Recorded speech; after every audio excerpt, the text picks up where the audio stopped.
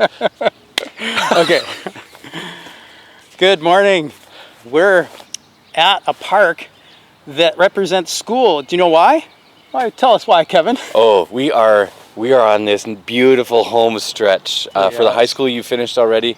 For the elementary school, the last couple days of school, man, we're packing in all kinds of stuff and activities and graduations. Just a second ago, a group of kids came by. We had to delay recording because they came by and they're doing a field trip through here. So, we just wanted to say congratulations to the kids that are coming up on the end of another year.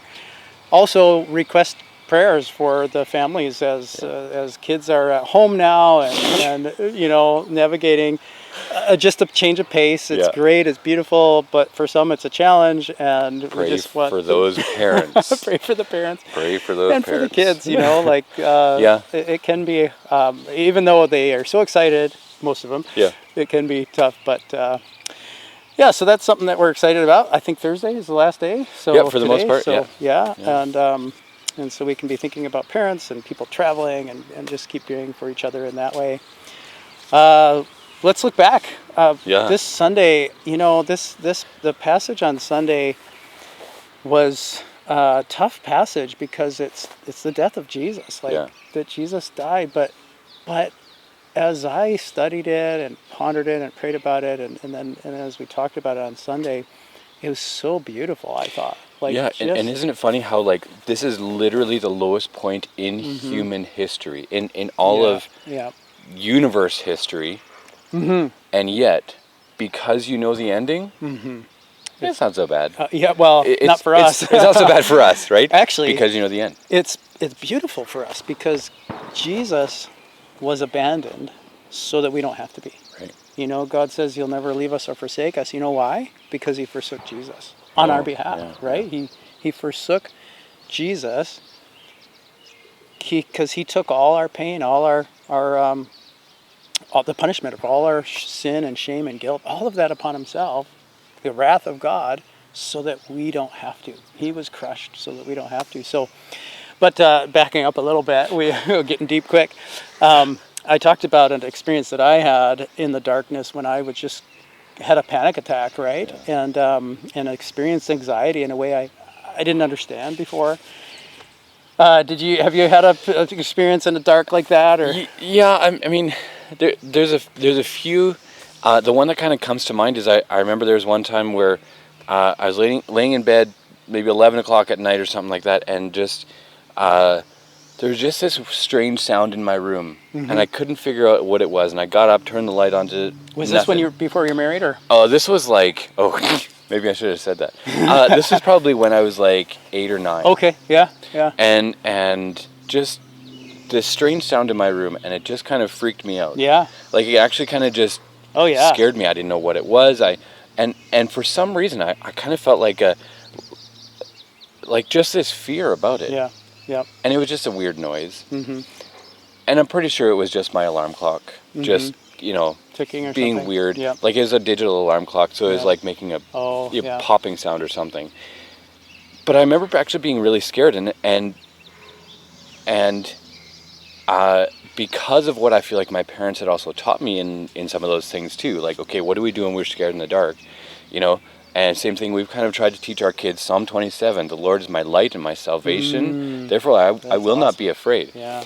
And so, in that moment, I actually kind of looked up and I said, Jesus, would you please help me out? I'm freaking out, and I need your presence, and and it's a really weird thing to kind of remember that, but I remember actually crying out to God and saying, God, would you just fix whatever that alarm clock or anything else is doing? I don't know what's going on. But there was that fear, and crying out to him actually did change everything. Really? And you're 8 years old. Yeah, and That's awesome. I don't quite remember what happened with the alarm clock. But I remember crying out. Right? Yeah, your response changed. And I know that's a very trivial thing. No, but fear is real to those people in it, right? Yeah. And somebody even said one time, my emotions are valid, but they're not always true. Yeah. right? So like trying to that's work really through good. that sense of fear. They lie to us. They're valid, Yeah. but they lie to us. And your response was telling yourself the truth. Yeah. And asking God to. That's beautiful. Yeah. Wow. At 8 years old, Yeah. I love it. I mean, I feel like that speaks to good parenting too. yeah, Like yeah. that, To your parents. that my yeah. parents would say. Yeah. And even I remember my aunt teaching me about prayer as well Yeah. too. And right. Yeah. Oh, it's so good.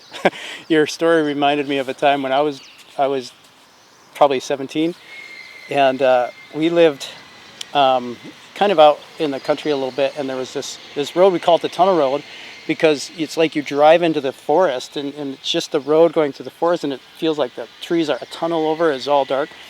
So I was driving at night, and I heard this knocking on the back. I almost get goosebumps just thinking about it, because it was so scary. I was like, who's knocking on my car as I'm driving through this scary place?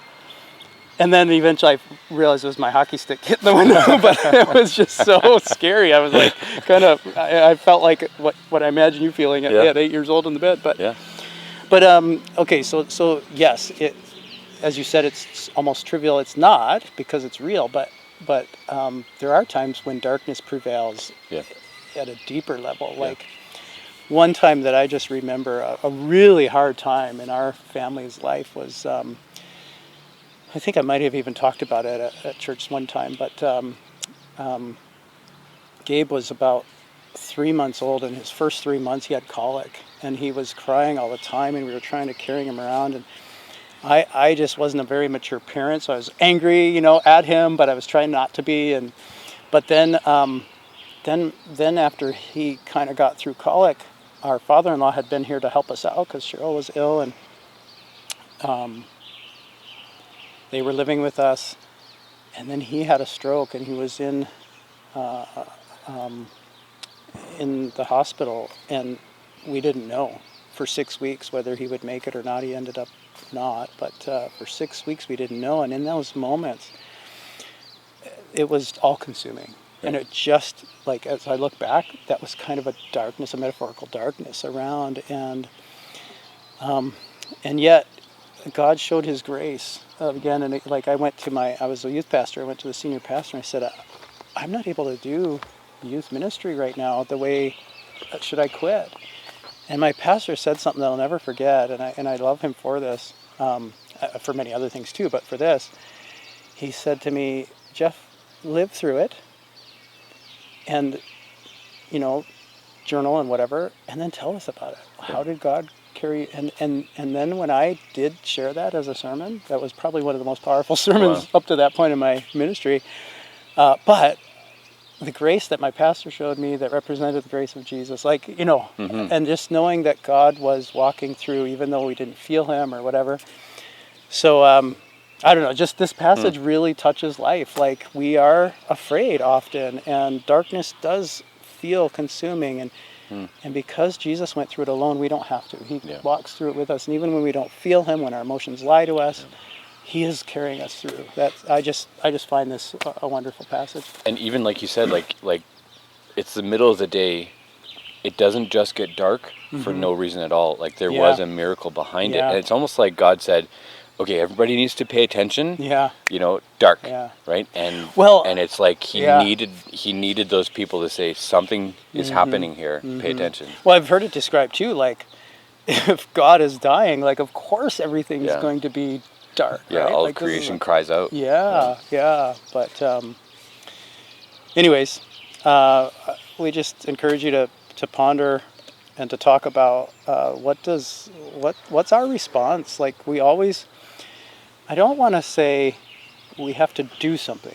Right. There's a response. Is it a understanding response? Is it an emotional response? Is it a crying out to God response? Is it a recognition response? Is it an active response? But the Bible, God challenges us to respond, right? To hear His voice and respond. And so and if you have trouble doing that, that's where we talk to each other, right? So, if you don't have somebody to talk to, send an email. I always love interacting about this stuff because it's so important. Like, this is what we're here for, to be followers of Jesus and to follow Him. And the cool thing is that He doesn't ask us to follow into being crushed, because He was crushed. but he does ask us to follow in suffering, and he walks through it with us. So, yeah. And like, darkest day ever, and I kind of know what's happening because that's coming this week, right? Yeah. And this week is also communion, right? So we get to celebrate with that and celebrate communion too as well. So it's gonna be a good week. You want to be there. And no matter how dark it gets, we know that God's timing is perfect. He rose, like we sometimes get to it. We think is the end of our rope, and then it feels like it gets worse. But he has a plan, right?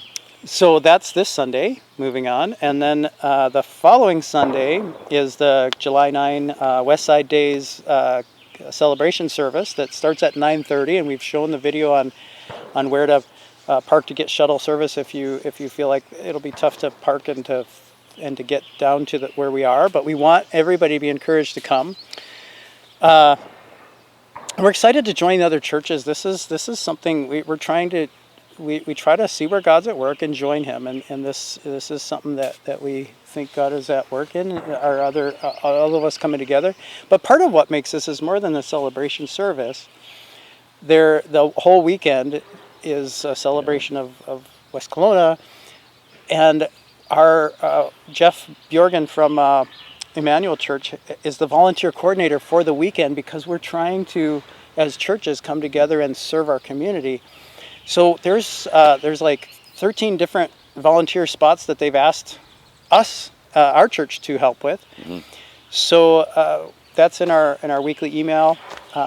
There are, for the parade on Saturday morning, there's people needing to just stand at barricades to help people understand where the barricades are. There's time slots for parking, being a parking attendant, just helping with that, driving a golf cart or helping with that. So if you are able and willing, we would love to have you serve our community with us. I'll be there, and we will welcome you to email us or to call, and just let me know. Tonight or Wednesday night, I'm going to meet with the volunteer people and find out a little bit more detail, just to know how to help you that call in. But please let us know if you can be available sometime on Saturday to help out, and maybe just find out a little bit more. So, and it's a great way to celebrate our community and to serve it. You know, the amount of years that we as a family have just loved and benefited from, even just the parade, has been awesome. But yet it takes volunteers to do that, right? So we hope you have a great week. Enjoy the sun, summertime, kids getting out, more noise around the house if you're around where kids are. But God bless you on your week, and we'll look forward to seeing you Sunday. Have a good Canada Day weekend. Oh, that's right. Yeah, Saturday. God bless.